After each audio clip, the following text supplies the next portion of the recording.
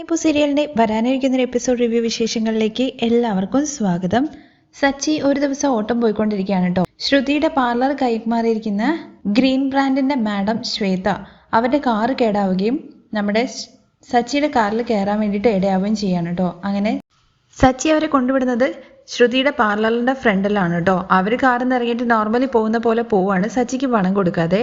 സച്ചിയാണെന്നുണ്ടെങ്കിൽ ഇത് പൗഡറെടുത്തിയുടെ പാർലറിലേന്ന് ഇങ്ങനെ നോക്കി നിന്നിങ്ങോട്ട് തിരിഞ്ഞു നോക്കുമ്പോഴേക്കും മാഡം കയറി പോയിട്ടുണ്ട്. അങ്ങനെ അവരുടെ പുറകെ തന്നെ സച്ചിൻ ചെല്ലുന്നുണ്ട് കേട്ടോ. അപ്പോഴേക്കും പാർലറിൽ എത്തിയിട്ടുണ്ടായിരുന്നു ശ്വേത മാഡം. നമ്മുടെ ശ്രുതിയെ കണ്ട് സംസാരിക്കുകയാണ്. മാഡം വരും എന്നുള്ള കാര്യം പറഞ്ഞിട്ടുണ്ടായിരുന്നില്ലല്ലോ, മാഡം ഇപ്പോൾ അക്കൗണ്ട്സും കാര്യങ്ങളൊക്കെ നോക്കുന്നുണ്ടോ എന്ന് ചോദിക്കുമ്പോൾ ഞാൻ അതിനൊന്നും വന്നതല്ല, എനിക്ക് ജസ്റ്റ് ത്രെഡ് ചെയ്യണം.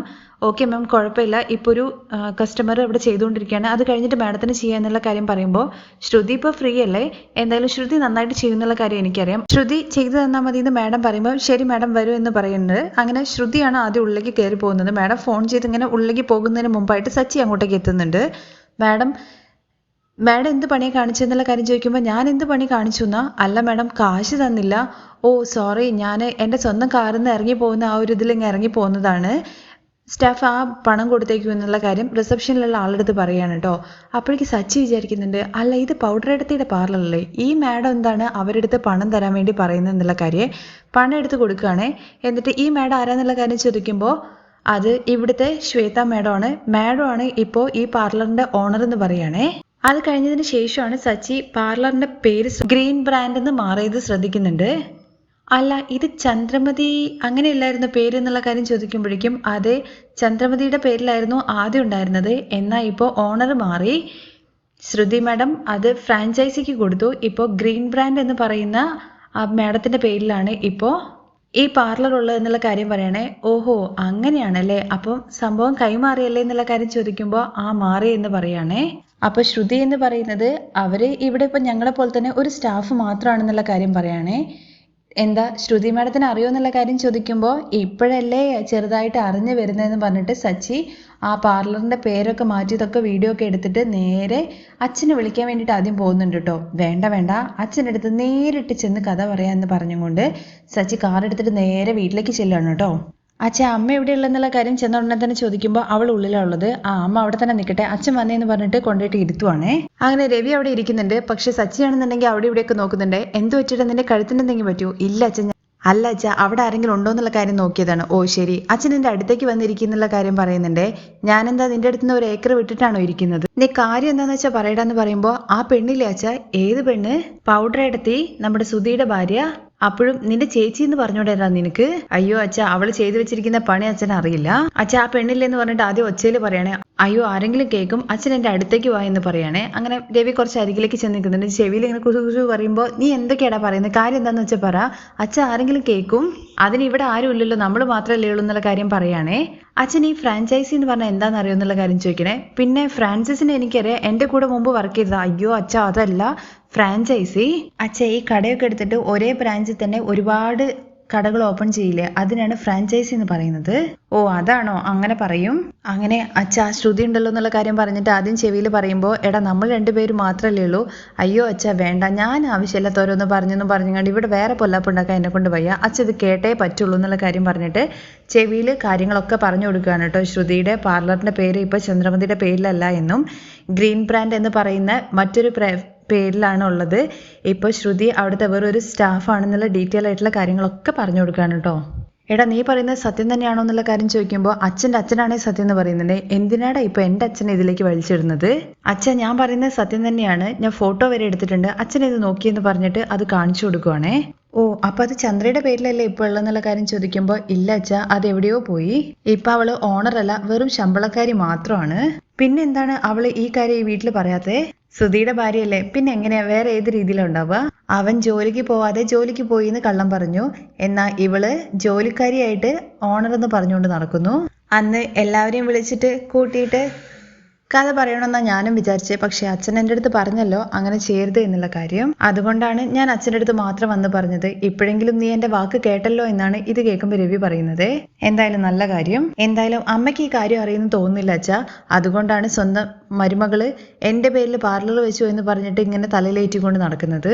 എന്നാൽ സത്യം പറഞ്ഞു കഴിഞ്ഞാൽ അമ്മയുടെ പേരിലുള്ളത് രേവതിയുടെ പൂക്കട മാത്രമാണ് അച്ഛാ.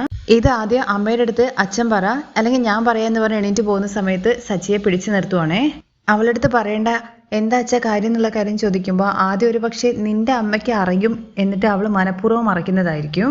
മൂത്തവൻ ജോലിക്ക് പോവാതെ ഇരിക്കുന്നത് നമ്മളെടുത്ത് അറിഞ്ഞിട്ടും മറച്ചു വെച്ചില്ലേ, ഇതും ഒരു പക്ഷേ അങ്ങനെ മറച്ചു വെച്ചതായിരിക്കും. ഇതിന്റെ ഇടയിലും എന്തെങ്കിലുമൊക്കെ ഉണ്ടാകും. നമ്മൾ എന്തിനാ ആവശ്യമില്ലാത്ത കാര്യങ്ങളൊക്കെ ഇടപെടുന്നത്? ഇത് പറഞ്ഞിട്ട് ഇപ്പൊ എന്താ ഉണ്ടാവാൻ വേണ്ടി പോകുന്നത്? ആ പെണ്ണ് നമ്മുടെ അമ്മയുടെ പേരിൽ പാർലർ വെച്ചാലും ഇല്ലെങ്കിലും നമുക്കിപ്പോ എന്താ? ഇത് പറഞ്ഞിട്ട് വീണ്ടും ഈ വീട്ടിലൊരു പ്രശ്നം ഉണ്ടാക്കണ്ട. അച്ഛൻ പറഞ്ഞത് ശരി തന്നെയാണ്. ഇവൾക്ക് പാർലർ പോയെങ്കിലും ഇവള് അവിടുത്തെ ജോലിക്കാരിയാണ്. എന്നിട്ടും ജോലിക്കാരിയാന്നുള്ള കാര്യം പറയാതെ അവള് എല്ലാവരെയും കബളിപ്പിച്ചുകൊണ്ടിരിക്കുകയല്ലേ. അത് തന്നെ എനിക്ക് മനസ്സിലാവാത്തെ. എന്തായാലും ഇത് നമ്മൾ ഉടനെ വിളിച്ച് ചോദിക്കണ്ട. പക്ഷെ അമ്മ അവളെ വിശ്വസിച്ചിട്ട് കബളിപ്പിക്കപ്പെട്ടുകൊണ്ടിരിക്കല്ലേ.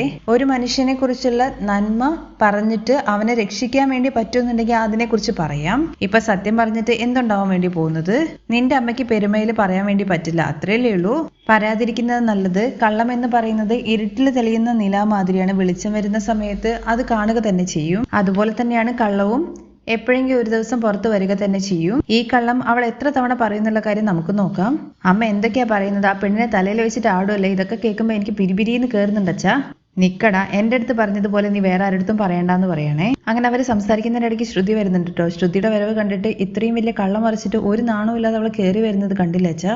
നീ മിണ്ടാതിരിയടാ. എന്തായാലും ശ്രുതിക്ക് പറ്റിയ പെണ്ണാണ് എന്നുള്ള കാര്യം സച്ചി പറയുന്നുണ്ട്.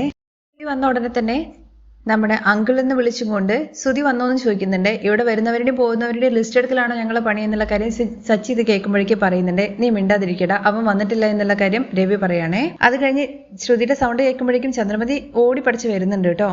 ശ്രുതി നീ വന്നോ? ഭയങ്കര ടയേർഡായിരിക്കും അല്ലേ? ശ്രുതിക്കും വർഷയ്ക്കും വേണ്ടിയിട്ട് ഞാൻ ജ്യൂസ് ഉണ്ടാക്കി വെച്ചിട്ടുണ്ട്, നീ വേഗം പോയിട്ട് റെഡി ആയിട്ട് വാ എന്ന് പറയണേ. അതെ ആൻറ്റി, ഞാൻ ഭയങ്കര ടയേർഡാണ്, ഇന്ന് പാർലറിൽ ഭയങ്കര തിരക്കായിരുന്നു എന്ന് പറയണേ. നീ എന്തിനാ എല്ലാ ജോലിയും ഒരുമിച്ച് ചെയ്യുന്നത്? ബാക്കി ജോലി നിനക്ക് സ്റ്റാഫിനെ കൊണ്ട് ചെയ്യിപ്പിച്ചൂടെ എന്നൊക്കെ ചന്ദ്രമതി പറയുമ്പോൾ സച്ചി ഇങ്ങനെ ഓരോരോ കോപ്രായം കാണിക്കുന്നുണ്ട് കേട്ടോ രവിയുടെ അടുത്ത്. ഇത് വെച്ച് അവിടുത്തെ സ്റ്റാഫ് തന്നെയല്ലേ എന്നുള്ള കാര്യം പറയുമ്പോൾ എന്ന് പറയണേ നമ്മുടെ രവി. നിനക്ക് ബുദ്ധിമുട്ട് എന്തെങ്കിലും ഉണ്ടെങ്കിൽ പറഞ്ഞാൽ മതി, ഞാൻ വേണമെന്നുണ്ടെങ്കിൽ അവിടെ കടയിൽ വന്ന് ഇരിക്കാന്ന് ചന്ദ്ര പറയാണേ. ചന്ദ്ര ബ്യൂട്ടി വേൾഡ് എന്ന് എന്റെ പേരിലല്ലേ വെച്ചിരിക്കുന്നത്, ഞാൻ തന്നെ വന്നിരിക്കാം. അപ്പോഴേക്കും നമ്മുടെ സച്ചി ഫുള്ള് ചുമയാണ്. എന്റെ പേരില് അവന്റെ ഭാര്യ കട വെച്ചിട്ടുണ്ട്, അതവൻ പറഞ്ഞു കേൾപ്പിക്കുകയാണെന്നുള്ള കാര്യം കറക്റ്റ് ആണ്. നിങ്ങളുടെ പേരിലാണ് ഞങ്ങളുടെ കട മാത്രമേ ഉള്ളൂ എന്ന് പറയുമ്പോഴേക്കും നമ്മുടെ രവി പിടിച്ചും കണ്ട് അമർത്തുവാണ് കേട്ടോ സച്ചിയെ. എന്താ അച്ഛാ ഇത്, എന്റെ കൈ കെട്ടിപ്പിടിച്ചില്ലേ എന്ന് പറഞ്ഞു കണ്ട് കരയാണ് കേട്ടോ സച്ചി. എടാ, ആദ്യം എന്റെ പേരിൽ കട തുടങ്ങിയത് എന്റെ മരുമകളാന്ന് ചന്ദ്രവേലി വീമ്പിളക്കി പറയുന്നുണ്ട്. ഞാൻ തന്നെ അവളുടെ അടുത്ത് പറഞ്ഞിട്ടുണ്ട് എന്റെ പേര് മാറ്റിയിട്ട് അവളുടെ അമ്മയുടെ പേര് വെക്കാൻ. അപ്പോഴേക്ക് ശ്രുതി പറയുന്നുണ്ട്, അയ്യോ ആന്റി, ഞാൻ എന്തിനാ അങ്ങനെ ചെയ്യുന്നത്? അമ്മയെ പോലെ ഞാൻ കാണുന്നത് ആന്റിയാണ്. ഇത് കേൾക്കുമ്പോഴേക്ക് നമ്മുടെ രവിയും അതുപോലെ സച്ചിയും മുഖത്തോട് മുഖം നോക്കുവാണേ. എപ്പോഴും ആന്റിയുടെ പേര് മാത്രമേ എന്റെ പാർലറിൽ ഉണ്ടാവൂ. അപ്പോഴേക്കും ചന്ദ്രമതി ഒന്ന് പൊങ്ങുന്നുണ്ട് കേട്ടോ. നീ ഒരാൾ മാത്രമാണ് എന്റെ മനസ്സിന് ഒരു കുളിർമ തരുന്നത്, അതുകൊണ്ടാണ് നിനക്ക് ഞാൻ ജ്യൂസ് ചില്ലെന്ന് അടിച്ചു വെച്ചിരിക്കുന്നത്, വാ വന്ന് കുടിക്ക്. അച്ഛാ, രേവതി ഇപ്പൊ കടയിൽ നിന്ന് വരും. അയ്യപ്പ സ്വാമിക്ക് വേണ്ടിയിട്ട് 40 മാലയ്ക്ക് വേണ്ടിയിട്ട് 2 പേര് വന്നിട്ടുണ്ടായിരുന്നു. അതും നമ്മുടെ ചന്ദ്ര ഫ്ലവർ ഷോപ്പ് എവിടെയാന്ന് ചോദിച്ചിട്ട് വന്നതാണ്. 40 മാലയുടെ ഓർഡറാണ്. ഞാൻ പോയിട്ട് പൂ മേടിച്ചിട്ട് വരാം കേട്ടോ അച്ഛാ. അവള് വന്ന് കഴിഞ്ഞാൽ പറഞ്ഞേക്കണേ. ചന്ദ്ര ഫ്ലവർ ഷോപ്പ് എന്ന് വീണ്ടും ചന്ദ്രയുടെ അരികിൽ ചെന്നിട്ട് കൈയോടൊക്കെ ഇങ്ങനെ കാണിച്ചിട്ട് നമ്മുടെ സച്ചി പറയാണേ. അച്ഛൻ ചെന്നിട്ട് രേവതിയുടെ അടുത്ത് പറഞ്ഞേക്ക് ഞാൻ പോയിട്ട് വരാം എന്ന് പറയുമ്പോൾ അത് നീ ഒച്ചത്ത് പറയലടാ. ചന്ദ്ര ബ്യൂട്ടി വേൾഡ് എങ്ങനെയുണ്ടടാ? കേൾക്കാനൊക്കെ നല്ലതാണ്, പക്ഷെ ആ പേര് എന്ന് പറഞ്ഞ് തുടങ്ങുമ്പോഴേക്കും എടാ നിർത്തടാ എന്ന് പറഞ്ഞിട്ട് രവി നിർത്തിക്കാണേ. എന്നിട്ട് നീ പോവാൻ നോക്കടാന്ന് പറയാണേ. എന്നിട്ട് പാട്ടൊക്കെ പാടിയിട്ട് കവളിപ്പിക്കല്ലേ, കള്ളത്തരം കാണിക്കല്ലേ, അങ്ങനത്തെ രീതിയിൽ പാട്ടൊക്കെ പാടിയിട്ട് നമ്മുടെ സച്ചി അവിടെ നിന്ന് പോവാണ് കേട്ടോ. പക്ഷെ ചന്ദ്രമതി സമാധാനിപ്പിക്കാൻ വേണ്ടിയിട്ട് നമ്മുടെ ശ്രുതിയുടെ അടുത്ത് പറയുന്നുണ്ട്, അവൻ വേറെ എന്തൊക്കെയോ പറയാണ്, നീ പോയിട്ട് ഫ്രഷപ്പ് ആയിട്ട് വാ, ഞാൻ പോയി ജ്യൂസ് എടുത്തിട്ട് വരാന്ന് പറയണേ. പക്ഷെ ശ്രുതിക്ക് എന്തൊക്കെയോ ഒരു ഡൗട്ട് തോന്നുന്നുണ്ട് കേട്ടോ. പാവം ചന്ദ്രമതി ഒന്നും അറിയാതെ തലയിൽ ഏറ്റിക്കൊണ്ട് നടക്കുവാണല്ലോ ശ്രുതി.